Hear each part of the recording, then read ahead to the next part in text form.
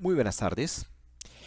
En esta presentación se tocarán unos puntos muy importantes dentro del marco de la arquitectura empresarial. Uno de la estrategia empresarial, la alineación estratégica, el tema de la paradoja de la productividad, un evento importante en los Estados Unidos hacia los años 1970-1980, y un momentico para hablar de la reinvención de los modelos empresariales con TIC. Cuando se habla de estrategia empresarial debemos identificar primero qué es la estrategia. La estrategia nace como un arte de guerra. Para ganar una guerra se necesitaba conocer al enemigo. Una vez se ganaba la guerra, se tenía que de alguna manera garantizar un tiempo de paz y equilibrio social para evitar una posterior guerra y no dar ventajas al enemigo. Y mucho tiempo después ya se generó como una disciplina científica. El método científico requiere de un paso a paso, una estrategia para conseguir unos resultados.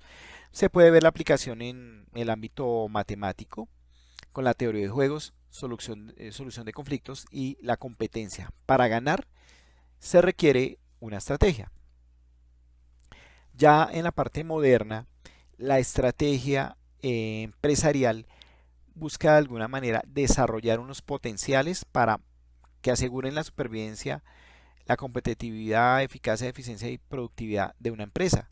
Para esto se necesita, dentro de esta estrategia, imaginación, creatividad, innovar con recursos nuevos, un valor agregado, algo que destaque esa estrategia sobre las demás y que generen cambio.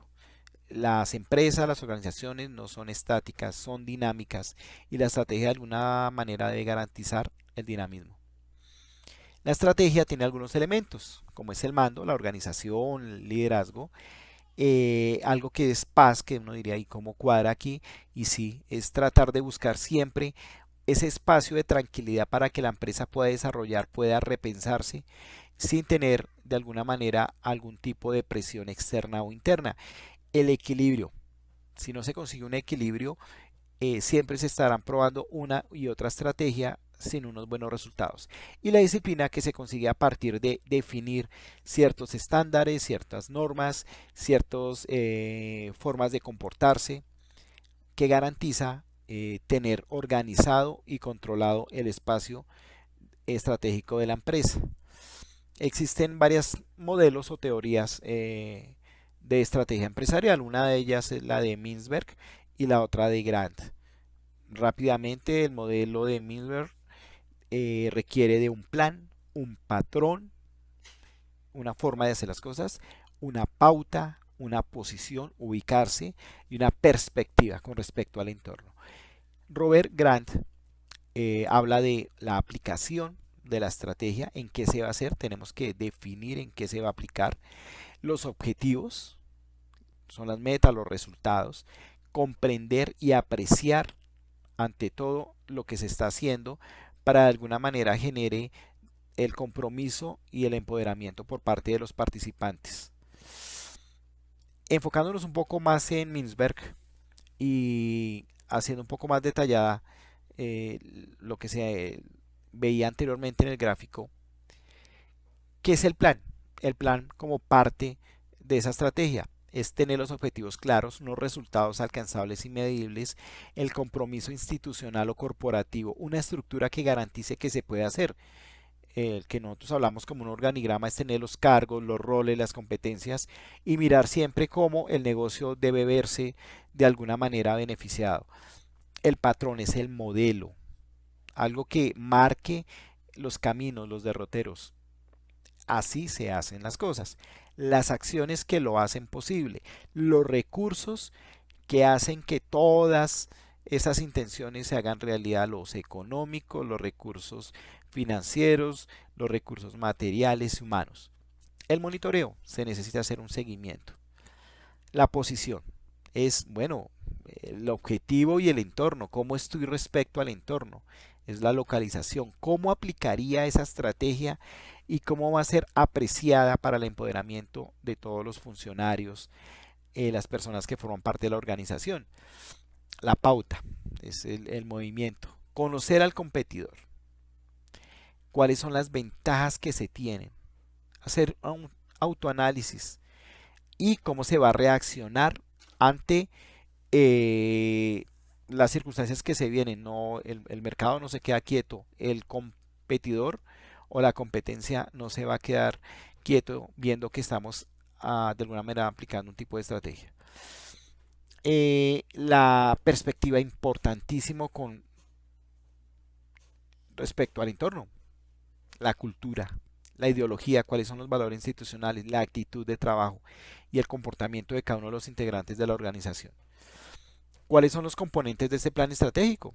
Obviamente la estrategia, el direccionamiento, cuáles son los lineamientos que se tienen, el diagnóstico, hay que hacer una evaluación interna y externa en ese momento, la formulación de las hipótesis, teorías y demás apuestas para que la estrategia de alguna manera tenga unos espacios, unos escenarios de modelación para ir más seguros, hacer la auditoría a todo el tema. Hay que medir, hay que medir. Y para ello se necesita el indicador. El indicador de alguna manera permite tener unas escalas de valoración para decir que se están cumpliendo o no se están cumpliendo lo que se está tratando de buscar. Ahora viendo el tema de la alineación estratégica, no es solamente tener una estrategia, es cómo se implementa. El 70% de los fracasos de los directivos no se debe precisamente a no tener una visión estratégica, sino a cómo la aplicaron. La visión estratégica es qué se quiere, la alineación es cómo se va a conseguir. Los síntomas clásicos de una ausencia de alineación son: no se usan eficientemente los recursos, hay incapacidad para identificar oportunidades, la incapacidad de retener y gestionar los conocimientos. Realmente se hace a tan corto plazo que no hay un mantenimiento de ciertas ideas y lineamientos en el tiempo. No hay crítica interna, sobre todo la autocrítica, la autoevaluación es importantísimo para identificar cuáles son los objetivos alcanzables y en qué debemos mejorar. Y lo otro son los conflictos de intereses y lucha de poderes que van muchas veces en contravía de la estrategia. Son esas cosas personales que se atraviesan. Aquí básicamente se puede resumir la alineación con la estrategia en algo que es el planteamiento de la estrategia versus la organización. No se pueden tener unos objetivos estratégicos y metas si no van de acuerdo a lo que la organización tiene, cuál es su visión, su misión. Los objetivos realmente apuntan a la estructura organizacional que se tiene, se cuenta con los perfiles, se cuenta con los cargos, porque si no, no vamos a poder realizar esto. Se cumplen o podemos cumplir los objetivos si tenemos lo suficiente, los recursos humanos, técnicos y demás. Las estrategias y planes para coordinar actividades que forman parte precisamente del hacer. Realmente se cuenta con los puestos de trabajo necesarios. Los procesos que se van a implementar son regulados. Las actividades que se van a desarrollar realmente tienen un orden, es decir, hay un proceso. Es importantísimo para tenerlo claro. Paradoja de la productividad. Bueno, se dice que en los Estados Unidos entre el año 1970 y 1980 se invirtió en tecnología 100 veces de lo que ya se tenía. Pero el crecimiento de la productividad del trabajo se enlenteció desde un 3% en los años 60 a un 1% en los años 90. La productividad bajó a pesar de haber invertido 100 veces más de lo que se tenía en tecnología entre el 1970 y 1980. ¿Qué pasó? Se tenía la tecnología. Se supone que la tecnología es sinónimo de crecimiento, de mayor producción. Pero analistas como Steven Rush y Paul Strassman dicen que la paradoja computacional, como inicialmente se le conoció de Slow, hace referencia a una frase de Robert Solow en 1987 en la inconsistencia y de alguna manera la incoherencia de invertir en algo que se supone iba a generar un rendimiento y se obtuvo lo contrario. ¿Cuáles son las explicaciones? Se invirtió pero no se vio. Primero, mala medición de los productos e insumos. Hay un rezago causado por el periodo de aprendizaje y ajuste. El hecho de tener máquina no significa que va a haber productividad. Hay que preparar a los que utilizan las máquinas. La redistribución y disipación de beneficios no se midieron bien. Y un mal manejo de la información y la tecnología. Se tenían las máquinas, pero no sabía cómo hacer, cómo utilizarlas. Hay varias hipótesis de lo que ocurrió allá. Primero, que la tecnología es productiva, pero sus beneficios solo se pueden ver después de un tiempo, porque se requieren inversiones complementarias para que el uso de la tecnología alcance su potencial. Una de esas inversiones es capacitar al personal, al recurso humano. Segundo, que la tecnología realmente no es muy productiva, ya que requiere tiempo y recurso humano complementario que es escaso. Eso de alguna manera es una extensión de la anterior hipótesis. Las tareas no son hechas de una manera particularmente nueva o eficaz, solo más rápidamente. No todo lo que sea más rápido es más eficiente. Y la hipótesis 3 dice que existieron aumentos en la productividad, pero no se vieron en las contabilidades. Pero sí se vieron en la calidad de las cosas. O sea, no se mejoró en hacer más productos y ganar más, sino hacer las cosas mejor. Alguien mucho tiempo después dijo, realmente esa tal paradoja de la productividad no existió. Según los tecnopesimistas, las nuevas TIC no producen beneficios económicos que en su momento generó, por ejemplo, el motor de combustión interna y la electricidad. Los tecnooptimistas, por su parte, creen que los avances en TIC tienen potencial para impulsar un rápido crecimiento de productividad, pero lo que ocurre es que los beneficios tardan mucho tiempo en manifestarse. Es decir, ahora, en este momento, estamos viendo que realmente la tecnología sí es productiva, pero son 30 años después de lo que ocurrió en esa década de la primera inversión. El crecimiento de la productividad se mantuvo relativamente bien para sectores situados en la frontera tecnológica, es decir, los más avanzados vieron productividad, pero hubo una desaceleración en las empresas menos avanzadas, no pudieron realmente, porque no estaban preparados para ello. Y los trabajadores tardan en responder a la demanda de nuevas habilidades, hay retrasos en educación y capacitación. Realmente, dicen ellos, la paradoja de productividad está en el aumento de la desigualdad en las sociedades, el acceso a la información y a la educación.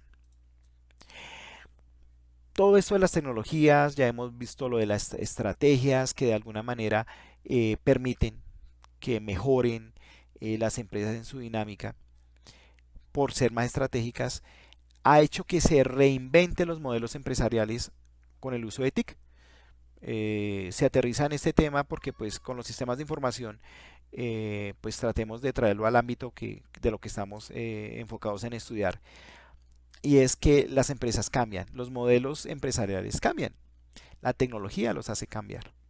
Eso hace cambios en la organización interna, las empresas no son los mismos en su estructura, la estrategia cambia y es muy dinámica, las estructuras de las industrias cambian, ya de alguna manera dejan de existir muchas industrias físicas para convertirse en virtuales, ya la forma de atender al usuario es diferente. El modelo a partir de las TICs genera muchas, pero muchas oportunidades, pero de alguna manera el cara a cara que se tiene con los clientes, con el posible proveedor, cambia en el sentido de que ya no es tan humano. Ya la cadena de valor digital pues alcanza obviamente una mayor envergadura. Las empresas son virtuales ya, menos físicas. La orientación al cliente es mucho más virtual. Esto para algunos es muy bueno, para otros es deshumanizar la empresa. Desaparecen muchos negocios tradicionales, esto es claro. Hay una hiperconectividad, ya no existe de alguna manera tiempos, ya es atemporal. Ya se puede a cualquier hora hacer una solicitud de un producto y la empresa debe ser consecuente con eso, debe responder en cualquier momento. La innovación, los productos, así como la manera de crearlos, la manera de venderlos, de comercializarlos es diferente. Son innovadoras estas estrategias. Y la globalización. Ya no se trabaja para lo local, ya no se trabaja para lo regional. La empresa debe empezar a pensar en que su producto o su servicio debe ser globalizado. Ya su competidor no es la empresa que está en la misma cuadra, sino la empresa que está al otro lado del mundo, ya no es la misma, su proveedor ya no es el que tiene en su Cardex, sino es el que a nivel mundial tenga unos mejores, de alguna manera, rendimientos, que ofrezca mejores productos. Eso es, entonces hay que de alguna manera no tanto reinventar los modelos, sino reinventarlos mentalmente para, en nuestro caso, si somos consultores, tratar de identificar las nuevas ventajas y el nuevo mundo que nos está exigiendo cambios. Muchas gracias.